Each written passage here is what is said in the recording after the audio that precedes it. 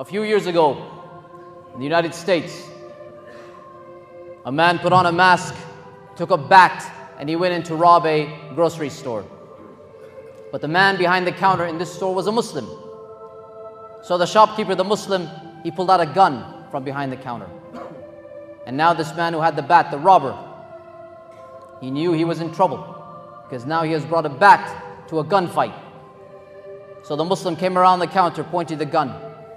And the robber, the man, he put his bat down. And he started begging, saying, please don't hurt me. I don't want to hurt you. I only came to take your money because I have no job. And my family is starving. And I came to get some money to buy some food for my family. Please, don't hurt me. Don't shoot me. So the Muslim shopkeeper, he said to him, if you promise never to do anything like this again, I will help you. So the man said, I promise, I will never do this again. The shopkeeper went to the cash register. He took out $40. He gave the man the money. Then he went and he got some bread and some other food, and he gave the man the food. And he said, here, take it. You may go. I won't call the police. So the man, he was so moved by this kindness, by this forgiveness. He said, I want to be like you. Tell me what I need to do. I would like to also become a Muslim. The man said, repeat after me. Ashhadu an la ilaha illallah, ashhadu anna Muhammadan Rasulullah. The man repeated these words. And then he left. But 1 year later, he wrote a letter to this man saying, I want to thank you for what you did that day. You gave me back my life. You gave me back my dignity. And I want to tell you that 1 year later, I'm still a Muslim. And I say, Alhamdulillah, for that day that I came and I met you. This is not a fairy tale. You can see the video yourself. The CCTV camera from the shop, all of it is on YouTube. You can see for yourself. Some would say that man should have killed that robber. The Muslim should have killed that robber. And then everyone would know, if you try to rob a Muslim, this is what will happen to you. But this man, he didn't do that. He followed the teachings of Allah subhanahu wa ta'ala. Idfa' billati hiya ahsan. Repel evil with that which is better. And look at the result.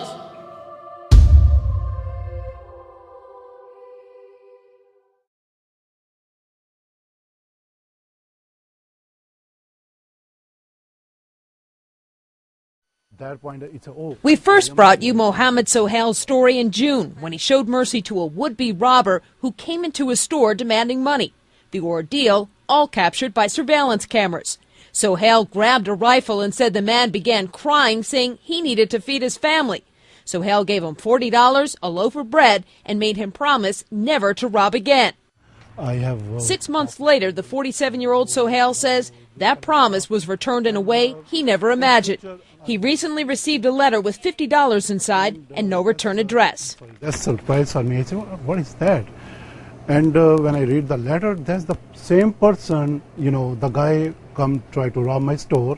He read it for us. Now, I have a good job, make a good money, staying out of trouble, and taking care of my family. You give me $40 and a loaf of bread. Here is the $50.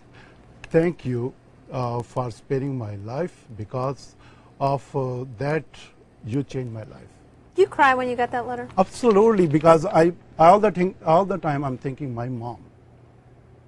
My mom say, help anybody if anybody need help.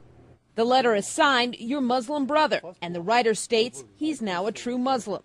During the aborted robbery, the man told Sohail he wanted to be a Muslim just like him, and Sohail recited an Islamic prayer and told him he was converted.